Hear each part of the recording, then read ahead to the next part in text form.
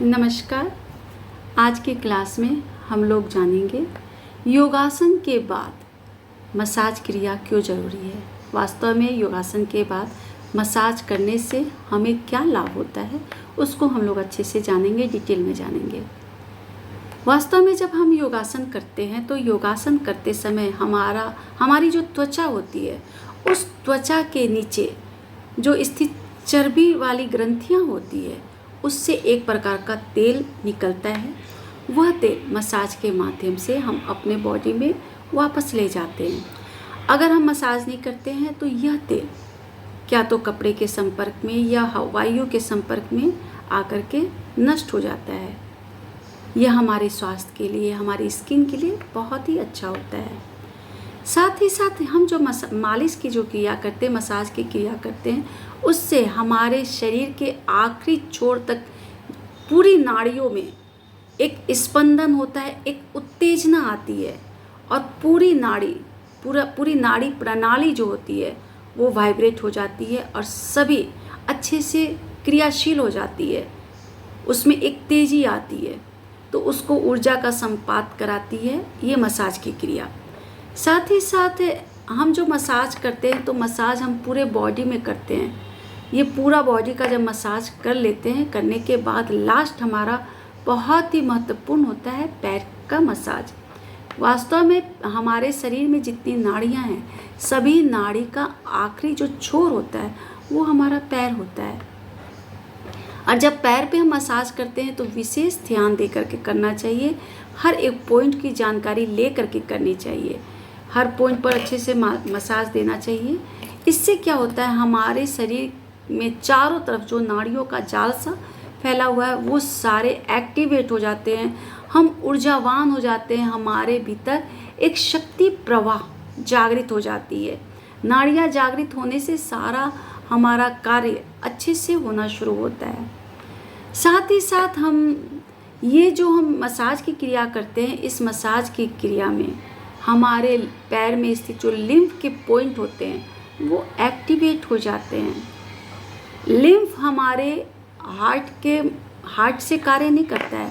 हमारा हार्ट जैसे हर शरीर में जितने फंक्शन होते हैं उसमें अपना योगदान देता है उसको क्रियाशील करने में, लेकिन लिम्फ कभी भी उसको कोई भी क्रियाशील नहीं कर सकता। वो स्वयं से क्रियाशील होता है। कैसे होता है, उसको क्रियाशील करने के लिए सिर्फ और सिर्फ एक ही क्रिया होती है, मसाज की क्रिया। मसाज की क्रिया से हमारे लिम्फ एक्टिवेट होते हैं और चूँकि लिम्फ का नेटवर्क पूरे बॉडी में जाल की तरफ फैला होता है और विशेषकर हमारे जो ग्लैंड्स होते हैं, सब्स ग्लैंड्स होते हैं, हमारे शरीर में जो चक्र होते हैं हर पार्ट में, विशेषकर हमारे जितने ऑर्गन्स होते हैं बॉडी पार्ट में, जितने भी कार्य किए जाते हैं, हमारा बॉडी जितना कार्य करता है, जितने सिस्टम जो वर्क कर रहे हैं बॉडी में, उन सब सिस्टम में लिम्फ की भूमिका बहुत ही ज़्यादा महत्वपूर्ण होती है। लिम्फ उन सब क्रिया को और तेज़ी से क्रियाशील करने के लिए उसको पुश करता है, उसको मदद कर देता है। तो वो कब करता है, जब वो खुद एक्टिवेट होता है। लिम्फ को एक्टिवेट करने की एक ही क्रिया होती है, मसाज की क्रिया। जब हम पैरों का मसाज जब करते हैं तो वो लिम्फ एक्टिवेट हो जाते हैं। अब पूरे बॉडी में जो नेटवर्क वो उसका फैला हुआ है वो सारे पार्ट जो है एक्टिवेट हो जाते हैं।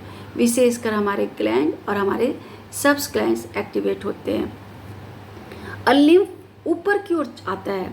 और जैसे जैसे हमारे सारे सिस्टम को, सारे नेटवर्क को एक्टिवेट करते हुए जब वो ऊपर की ओर जाता है तो हमारा माइंड कॉन्सेंट्रेट करने में भी मदद करता है।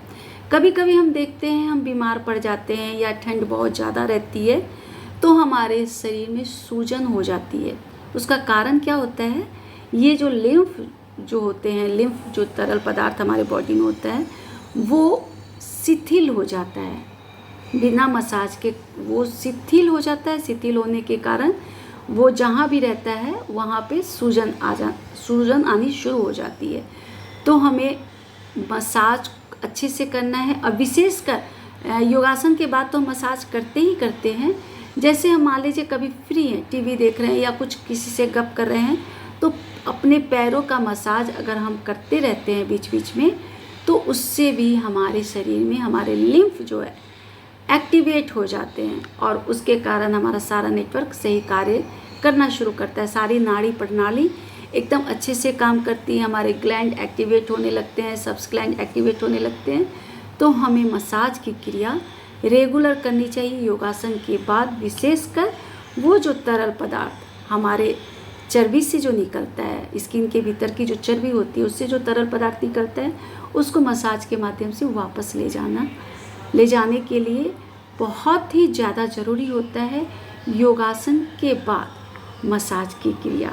हम मसाज की क्रिया में एक चीज़ ध्यान देंगे, फेस का जो मसाज करते हैं वो ऊपर की ओर करते हैं, और गर्दन का भी मसाज हम ऊपर की ओर करते हैं ऐसे। फेस का मसाज भी ऐसे। फेस में मसाज में हम कुछ पॉइंट को हम नोट करके रखेंगे, जैसे एक ये पॉइंट, फिर एक ये, फिर एक ये, फिर एक ये।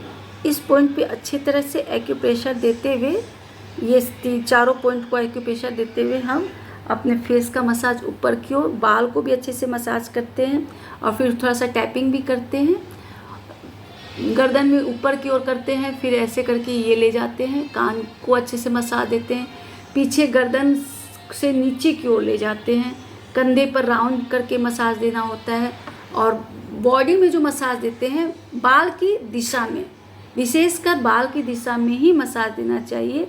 अगर हम ऑपोजिट डायरेक्शन में अगर देते हैं मसाज तो हमारे शरीर में बल तोड़ होने का खतरा रहता है, बाल टूटता है और वहाँ पे घाव हो जाता है। तो बाल की दिशा में हम लोग को अच्छे से मसाज देना है और जॉइंट में गोल गोल मसाज देना है। तो इसी तरह पूरे बॉडी में मसाज देते हैं, आगे में चेस्ट में पूरा ऊपर से नीचे मसाज देते हैं, बैक में भी जहाँ तक हमारा हाथ पहुँचता है हम अच्छे से मसाज हमें देना है। फिर पूरा हम पैर का पोर्शन जो होता है पूरे अच्छे से ऊपर से नीचे की ओर ले जाते हैं, मसाज देते हैं। घुटने में गोल मसाज देना है, एड़ी पे मसाज देना है, और विशेषकर जो पंजा का जो पार्ट होता है उसको बहुत अच्छे से मसाज देना है। पैर के तलवे को अच्छे से मसाज देना, हथेली पे भी हमारे एक्यूप्रेशर के पॉइंट होते हैं उसको भी अच्छे से मसाज देना होता है। ऊपर से हम नीचे की ओर मसाज की क्रिया करते हैं। कई लोग मसाज में नीचे से ऊपर जाते हैं, ये गलत हो जाता है। ऊपर से नीचे की ओर मसाज की क्रिया करनी चाहिए। तो ये मसाज योगासन के बाद बहुत ज़रूरी है। किसी को भी अगर किसी तरह का कोई डाउट है, कोई क्वेश्चन है, तो आप ज़रूर संपर्क करेंगे। चैट बॉक्स में आप अपने मन में उठते प्रश्नों को पूछ सकते हैं, मैं आपके प्रश्नों का जवाब ज़रूर दूंगी। अगले वीडियो के लिए, अगली क्लास के लिए हम लोग फिर मिलते हैं, तब तक सभी को नमस्कार।